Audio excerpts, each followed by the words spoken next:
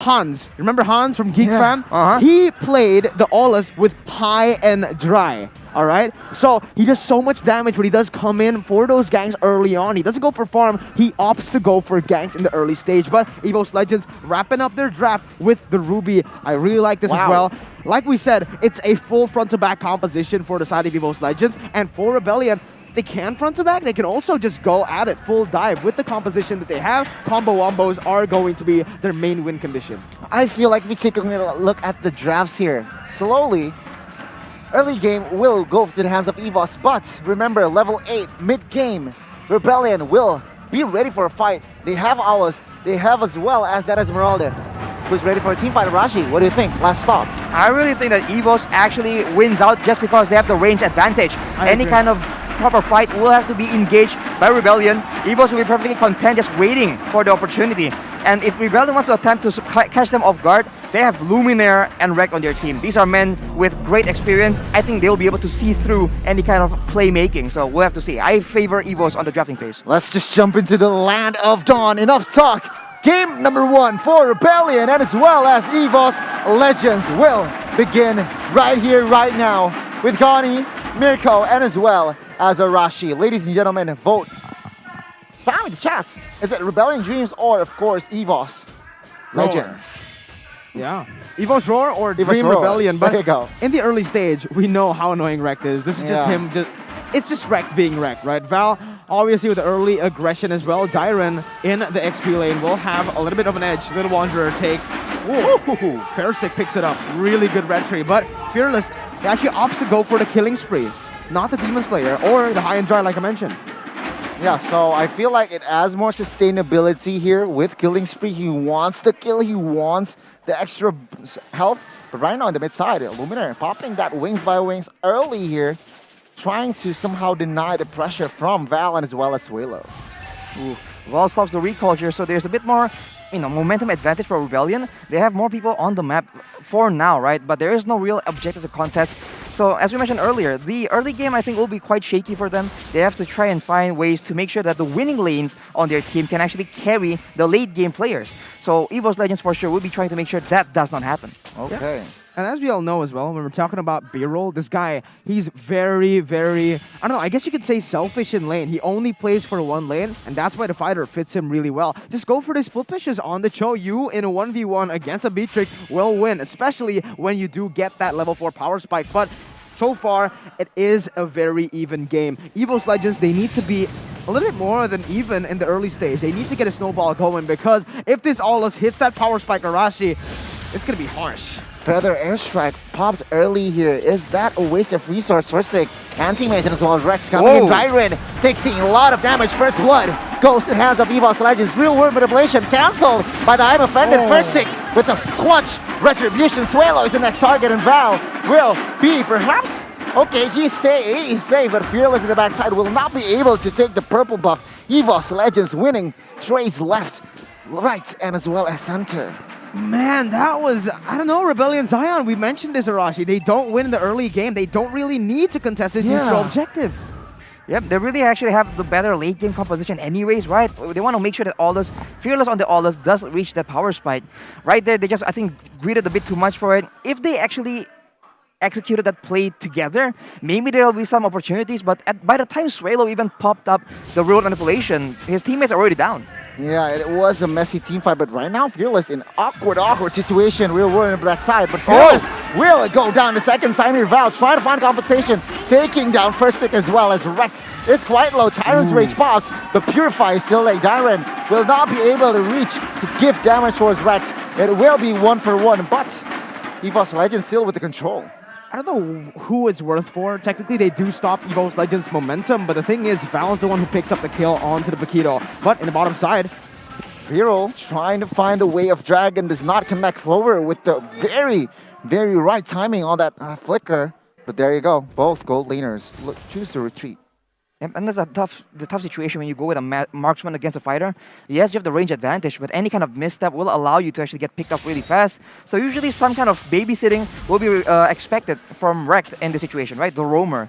But so far, EVOS Legends, they've just been playing a very solid game plan. They haven't been doing anything, too risky, and so far it's still working out. But I think the mid game, right, where the power spikes for their heroes will be coming faster for EVOS Legends, I think that is exactly where they're gonna push up the pace.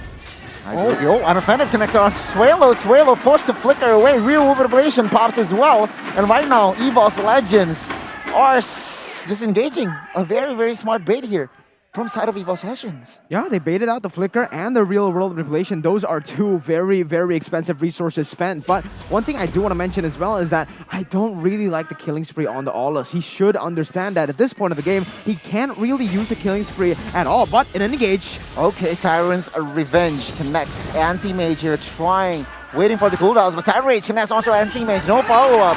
But Turtle will actually be slain by the hands of Rebellion. Right now, they want to fight. Falling Stormer connects. Tyrant will not be able to do anything. Feather Airside, no, Rex will pick up the kill. As EVOS, sure, they lost the Turtle, but they will take the life of Tyrant. They got the objective, but again, so greedy from Rebellion. This is a team that is notorious for getting that early game pressure, but that's not how you do it. You do not have the composition to follow you up on that kind of play, Arashi.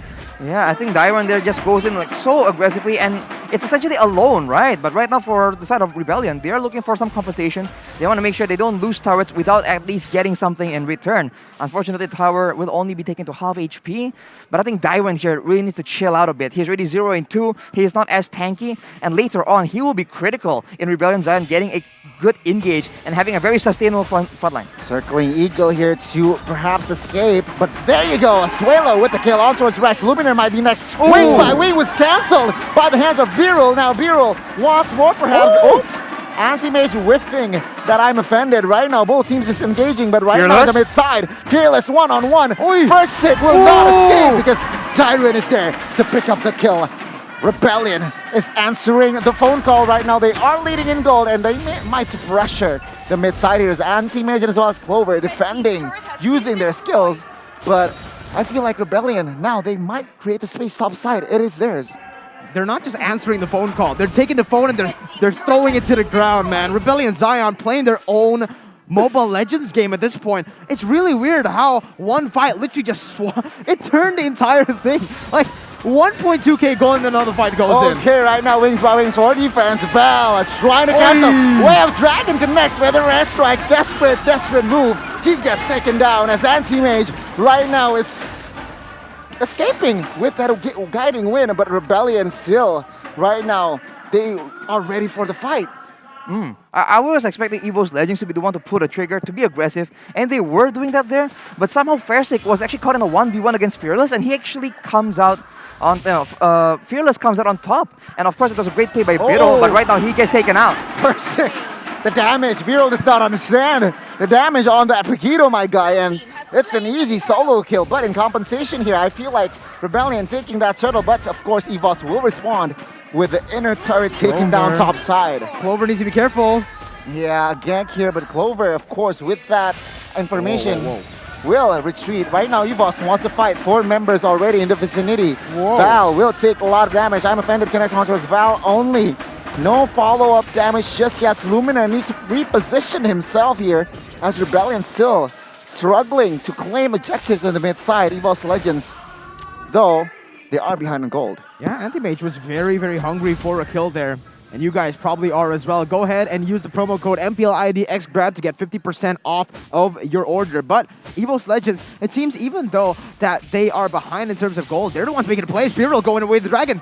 Wave Dragon connects on towards Anti-Mage here. Anti-Mage still surviving with that Ruby. First Stick trying to cover for his teammates. And Anti-Mage, wish the flicker. Anti-Mage cannot escape.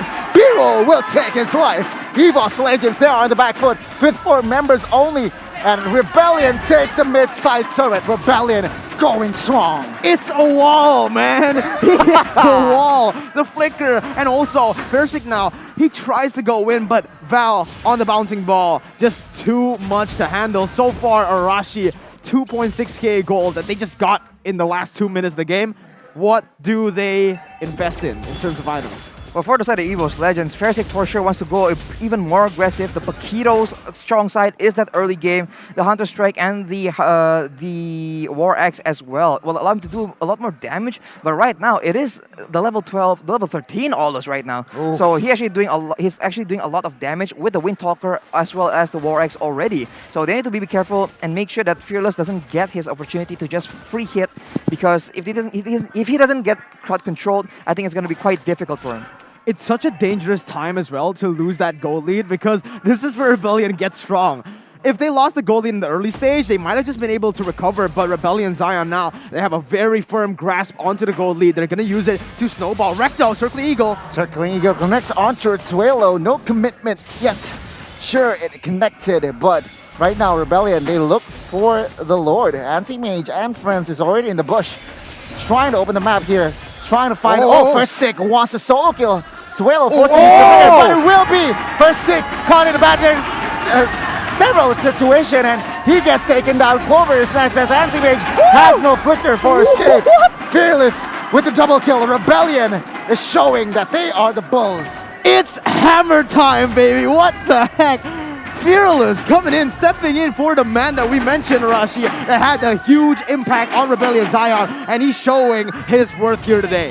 That was a 4v5 essentially for the side of Rebellion Zion. You know, Biro was on the top side. So they actually won that fight in such a decisive fashion because EVOS Legends used the bulk of their skills to try and make sure that Suelo gets taken out. But Rebellion turns that around almost instantly, and they get the Lord as well right now. They do not win in the range department, so for now, EVOS Legends might still have a chance to defend it quite easily, unless, of course, Val or perhaps even Dairon will make a big play and go for a big dive here. Man, it was a 2k gold lead. Now it's a 7. Right now, Rebellion looks for the objectives. They will take down the outer turrets first.